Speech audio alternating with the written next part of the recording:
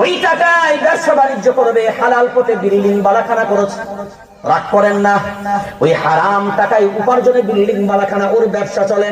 এখন ওই বাড়িতে যদি এখন হুজুরদের দোয়ার জন্য দাওয়াত করে, বেটা পয়সা তো ভালোই কামিয়েছে, বলছে একটা বাড়িতে দোয়ার মজলিস করব, তো পয়সা মাশাআল্লাহ অভাব নাই। 30,000 40,000 টাকা যদি খরচাও করতে হয় সিদ্দিকুল্লাহকে নিয়ে, সিদ্দিকুল্লাহ বলো চ মাশাআল্লাহ হাদিয়াটা ভালোই আছে, অসুবিধা নাই। কলকাতা থেকে চলে আসলাম বাড়িতে দোয়ার মজলিস, মাশাআল্লাহ বলে হুজুর দোয়ার আগে একটু চা পানি নাস্তা পানি হোক, আমরা যা দিবি দিয়ে এখন চালাই। এবার বলেন চা পানি নাস্তা সবকিছু করলাম, এবার আমার সাথে আমি তো একা নয়, এই হুজুরাও ছিল, এগুলো কেউ নিয়ে নেই, বাদ দিলাম। এখন এই হুজুরাও ছিল সাথে, যা হুজুর যখন এসছো চল সাথেই যায়। এখন চাটা আমি একা খাবো না, এই হুজুরাও টানবে, সবাই টানবে। এখন বলেন নাস্তা পানি চা বিস্কুট যা চালালাম কোন পয়সার মালে? জোরে বলেন। সব মাল গেল পেটে।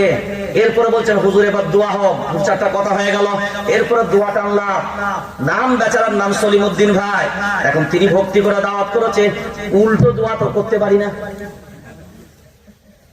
কথা উল্টো দোয়া করতে পারবো? এবার হাত তুললাম, রব্বানা, আল্লাহ বলছিস কি বলছিস তাড়াতাড়ি বল না। রব্বানা মানে নুন জমির ব্যবহার করেছে, আমাদের না মানি আমাদের রব। হ্যাঁ আমাদের কেন বললাম, শুধু আমার একা বললাম না, হুজুরাও ছিল, বুঝতে পারেন না?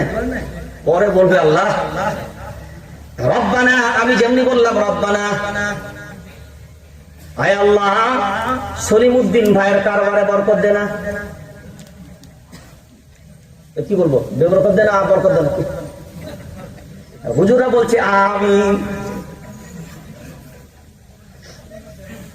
আর আপনারাও যারা ছিলেন তারা জোরে বলেন। আমি জেনে বললাম না আপনারা জেনে বললেন? জোরে বলেন।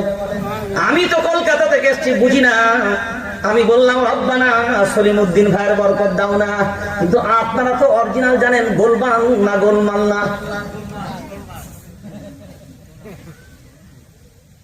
কথা বলেন না কেন? এইভাবে যদি এবার আমি বলি রব্বানা সলিমউদ্দিন ভাইয়ের বরকত দাও না, আল্লাহ বলছেন সিদ্দিকুল্লাহ তুইও কানা, তোর সাথে যে হুজুর গোনা আছে সেইগুলোও কানা, কারণ মালটা যে পুরোটাই ভেজাল। এখনই যেটা খেলি পেটের ভিতরে গেল, ওই মালটাও কি একবারও দেখলি না? এখন বলছিস রব্বানা, আর তোর হুজুরদের মতন রব্বানা আমি আল্লাহ আমার আরশে আযীমে পৌঁছাবে।